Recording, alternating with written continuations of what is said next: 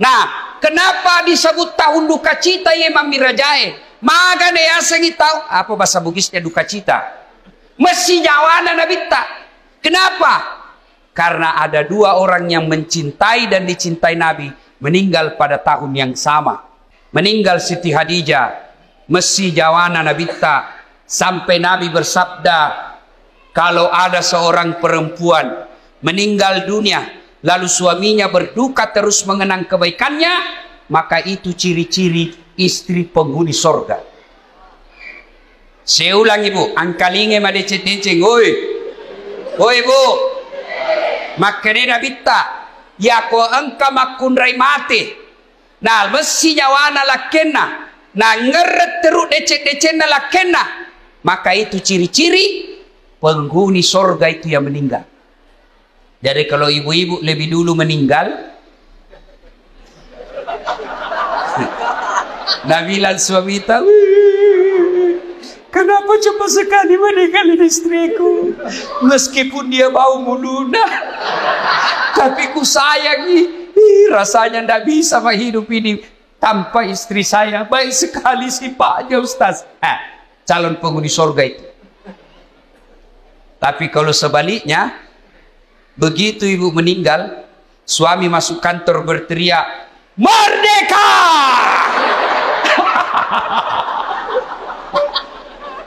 Calon penghuni neraka itu. Karena tahu itu perempuan akal-akala Satpol PP. Periksa terus HP-nya suaminya. Bagaimana ndak turun kena COVID suamimu? Kenapa bisa Ustaz? Setiap kau periksa HP-nya suamimu pasti turun imunnya. Tasil mat.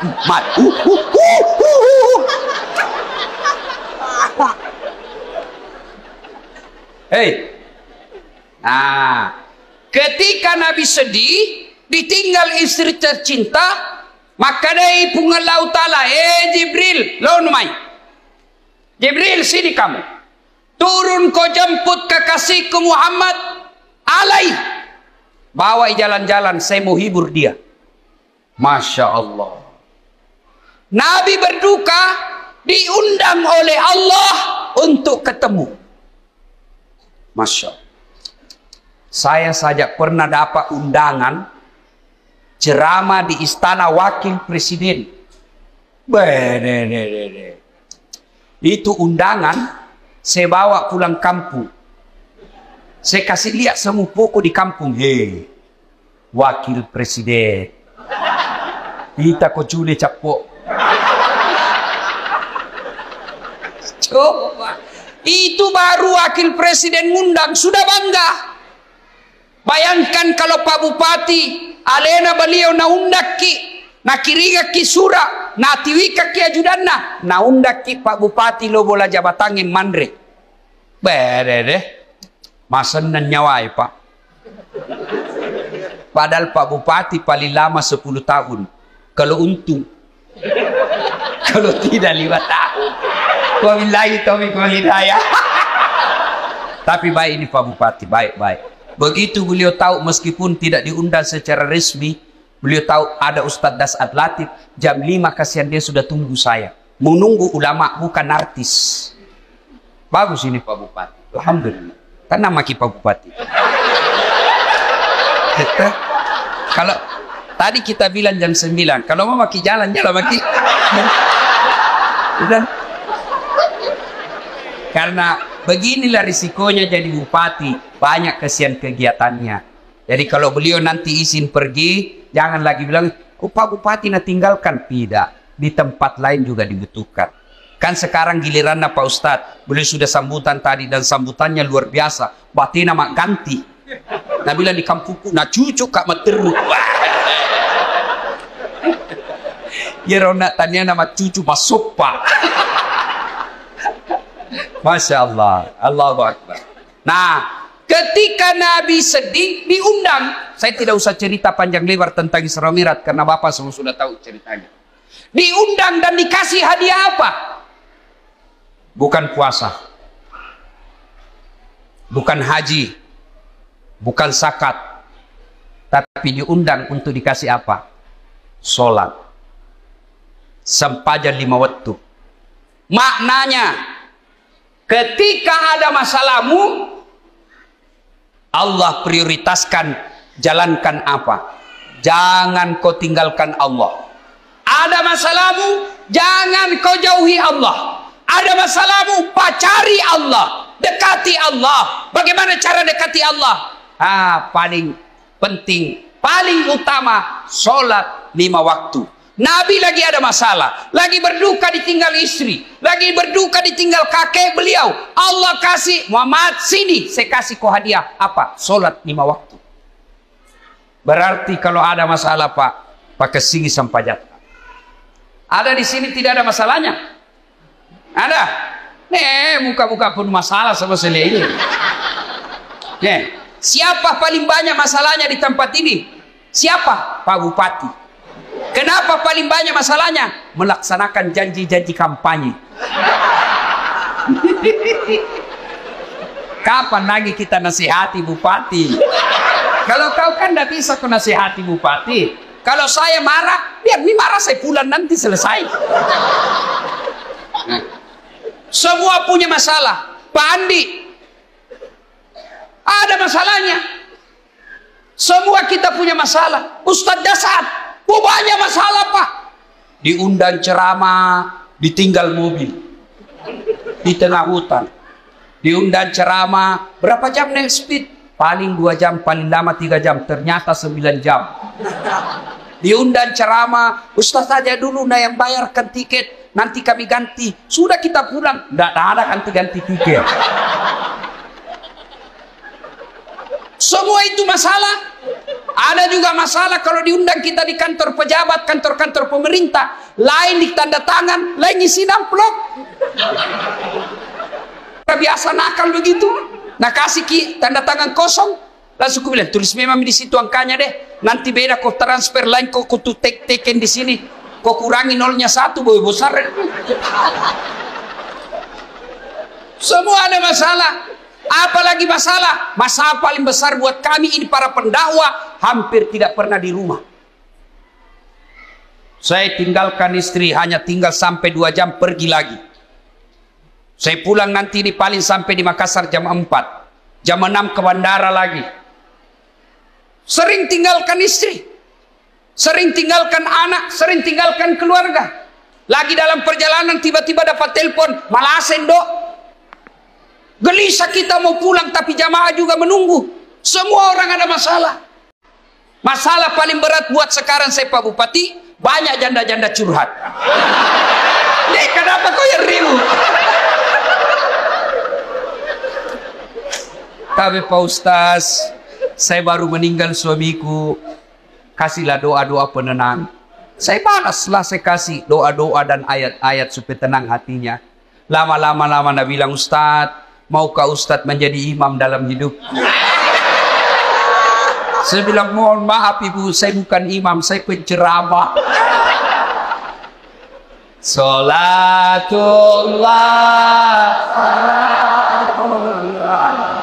ala toha rasulillah, salatullah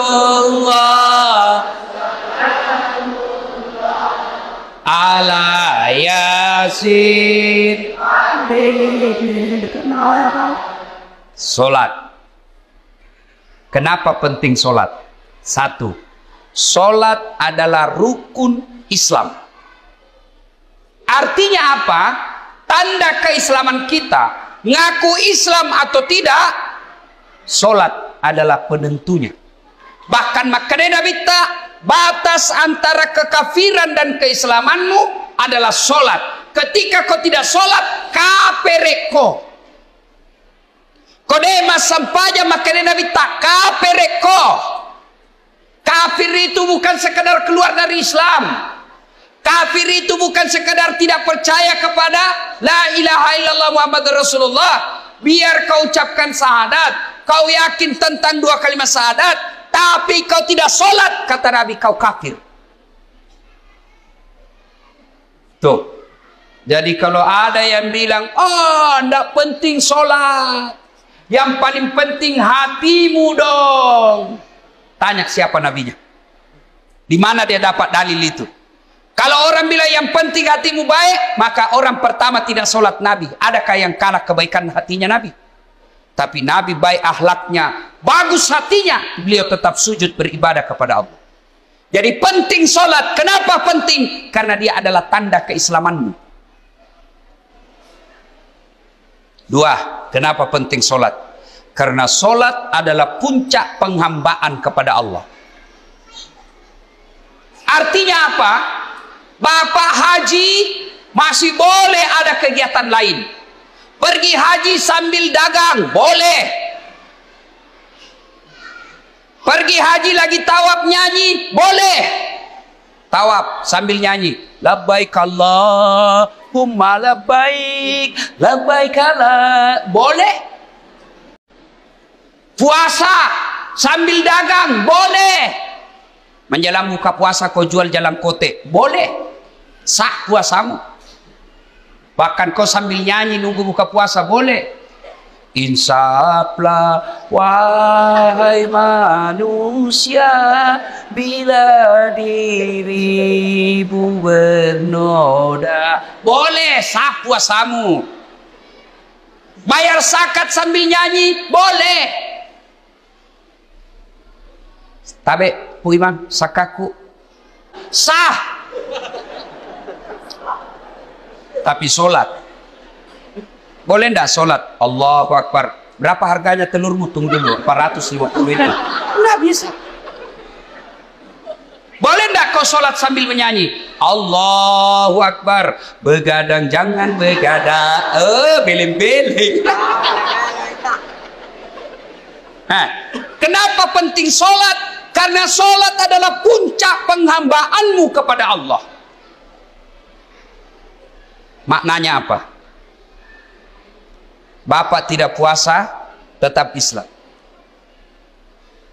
Bapak tidak haji, tetap Islam. Bapak tidak bayar zakat, tetap Islam. Tapi ketika kita tidak sholat, buka Al-Quran surah Al-Fat 29. Muhammad Rasulullah walladzina ma'ahu asidda walal kuffar ruhama'u bainahum tarahum ruk'an sujada yabtaguna fadlan minallahi wa ridwana simahum fi wujuhihim min asari sujud.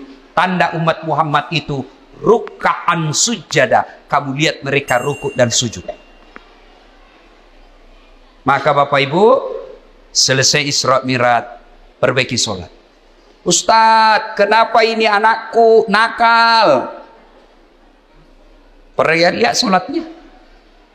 Kenapa ini istriku tidak mau nurut? Lihat sholatnya. Kenapa ini bisnisku gagal terus? Lihat sholatnya. Tidak mungkin Allah sengsarakan hidupnya orang yang baik sholatnya. Tidak mungkin. KPK saja tidak mungkin tangkap orang hanya karena dia sholat. Ditangkap KPK pada saat latih. Kenapa? Karena dia rajin sholat di waktu. Tidak. Apalagi Allah.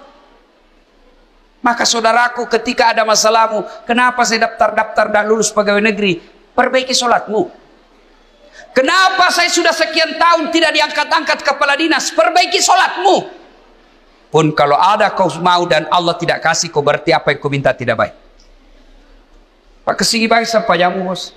Ada yang sakit di sini, asam urat, sudah dokter kemana-mana tidak sembuh-sembuh. Memang bukan dokter kasih sembuh kamu. Siapa yang sembuhkan penyakit kita? Allah Subhanahu wa ta'ala. Kalau dokter yang kasih sembuh manusia, mestinya tidak ada dokter yang sakit. Tapi buktinya, berapa banyak juga dokter yang sakit, bahkan tidak bisa obati dirinya sendiri. Makanya bapak-bapak, pakai sini sampai jatah. Saya kasih ke contoh, ini urusan dunia kecil. Ini Pak Bupati, beliau punya ajudan. Iya beliau, kona obi ajudan na, ajudan. Iya ajudannya, namo mati lu tak pelupa. Biar itu ada jalan kote.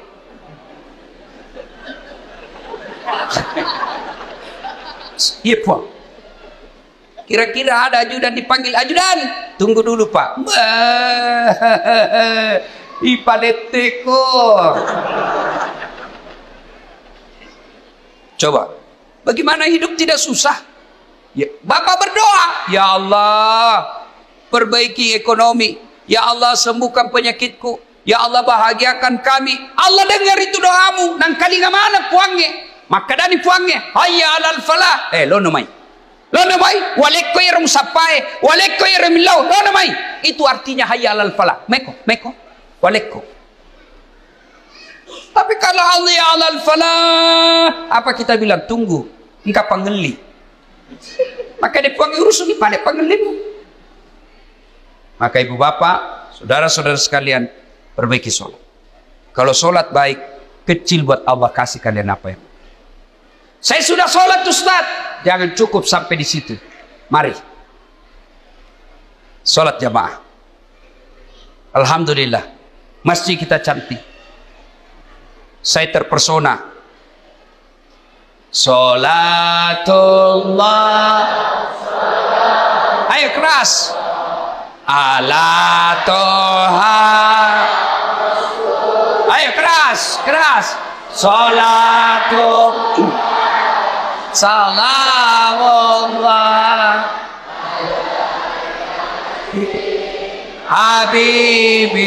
Habibillah. Ibu bapak saudara-saudara sekalian. Nah, agatosi ro bahayana kode tamas sampajang. Hukumannya 1. Buka Al-Quran surah Al-Hajj ayat 47. Di situ Allah jelaskan, 1 kali kau tinggalkan sholat, Allah hukum kalian 1 hari di neraka. Berapa yang disebut 1 hari di neraka? 1000 tahun dunia. Jadi kode mas sampaja subuh nak bos, sieso ko itu no ko neraka. Kayak orang tidur. Allah.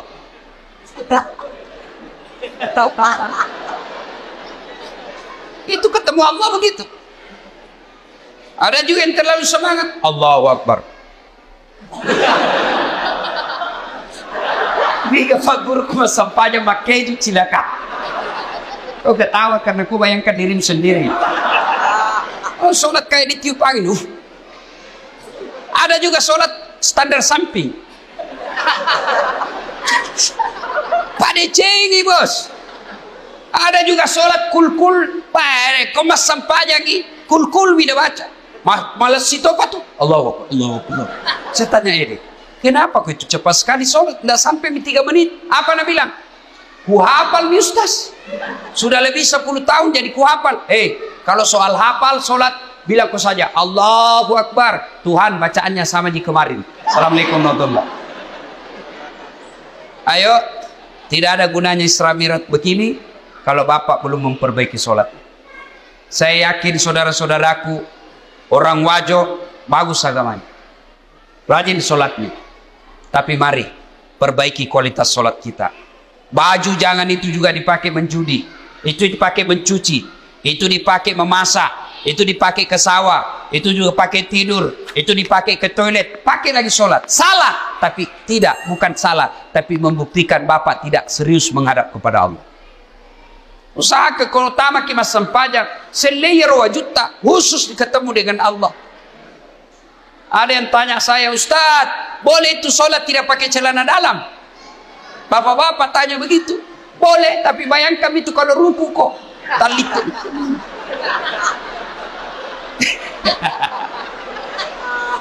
Ya ketawa ini ibu-ibu, ini urusan laki-laki. Ya, mudah-mudahan selesai sholat, selesai Isra Mi'raj ini, mari perhatikan kualitas sholat kita. Yang kedua, selesai Isra Mi'raj ini jangan puas hanya dengan sholat 5 waktu. Baik sholat 5 waktunya, bagus sholat-sholat sunnahnya, baik tata cara pelaksanaan sholatnya. Jangan puas sampai di situ. Ayo hidupkan sholat jamaah. Alhamdulillah. Saya kemana-mana di Singkang ini Pak, di Wajo ini alhamdulillah selalu ramai masjid. Apalagi kalau subuh, penuh Pak, sampai di luar, tidak ada di dalam. Yang ada di dalam orang tua yang sudah pensiun, yang muka-muka sakaratil maut seperti ini.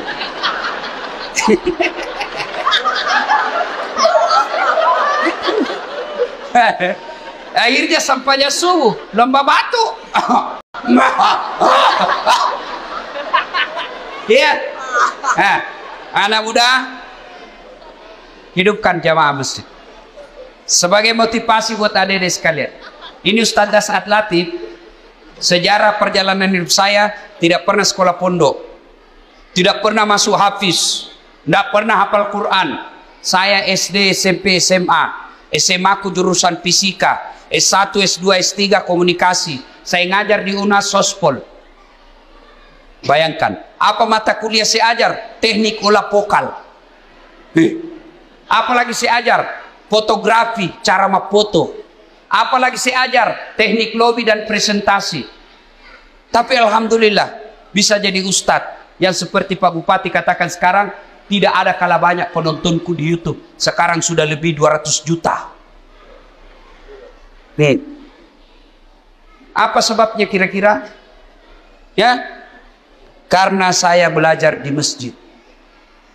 Saya tidak pernah pondok, tapi saya rajin ke masjid. Maka adik-adik sekalian, kalian yang masih nuntut ilmu, kalian yang masih mau mencari masa depan, membina masa depanmu, ayo hidup kau di masjid. Kalau kau urusi masjid, insya Allah Allah yang urus hidupmu. Kecil buat Allah kasih kau pegawai negeri, kecil buat Allah kasih kau rumah, kecil buat Allah kasih kau mobil. Dekati Allah, datang kau di masjid, sholat kau di masjid. Pernah ke penjara? Pernah? Lihat-lihat itu film-film di penjara. Susahnya itu masuk penjara. Itu penjara di Gunung Sari, Makassar. Baru Datsuki, ada pengamannya situ. Polisi sama satpol. Security. Pintunya dijaga polisi. Masuk baru 5 meter jalan, pintu lagi. Pagarnya besi baja. Jalan lagi 10 meter, pintu lagi, besi baja lagi. 5 pintunya besi, baru bisa masuk ketemu penjara. Tapi meskipun susah begitu masuk penjara, banyaknya penghuninya di dalam. Penuh pol. Masjid tidak ada penjaganya. Buka 24 jam. Tapi kenapa masjid sepi? Itulah sebabnya adik-adik, kalau ada yang bilang susah masuk surga, salah kondi. Masuk sata masuk surga Ustaz, salah kok. Ya roh masuk saya mata neraka. Susah masuk surga, tidak. Yang susah masuk neraka. Kenapa bisa Ustaz? Judi. Bayar atau gratis? Bayar. Narkoba bayar atau gratis? Bayar. Berzina bayar atau tidak? Bayar. Korupsi? Ditangkap polisi. Semua itu pintu masuk neraka. Dibayar Pak. Berjamaah? Gratis. Puasa? Gratis. Ngaji? Gratis. Pengajian? Gratis. Zikir? Gratis. Naik haji? Kalau mampu. Mampu Pak kok. Dan itu semua mengantar kalian masuk ke dalam surga. Maka dari sekalian Bapak Ibu, ayo hidupkan sholat jamaah. Biasanya orang malas sholat jamaah kalau masjidnya tidak cantik. Penceramanya juga kadangkala neraka saja terus cerita. Mulai salam pertama sampai terakhir neraka saja cerita. Kau dibanting, dilipat, ditusuk pantatmu, digunting. Kita bilang anak muda jauh kubisik, bikin takut-takut. Ayo, maka alhamdulillah ada keluarga kita, handai tolan kita, si Jita, si Kampota bangun masjid yang cantik ini. Masya Allah. Pak, kalau Bapak bangun masjid, datang aja ke masjid itu sudah dilindungi. Di Padang Masar masuk 7 golongan dilindungi. Apalagi kalau Bapak bangun masjid. Kalau Bapak belum bisa bangun masjid, cara makmurkan masjid, datanglah sholat berjamaah di masjid. Ibu bapak saudara-saudara sekalian, banyak yang mau disampaikan, tapi waktu yang terbatas. Insya Allah lain waktu dan kesempatan kita akan lanjutkan. Hikmah terpenting dari Isra Mi'raj ini sholat.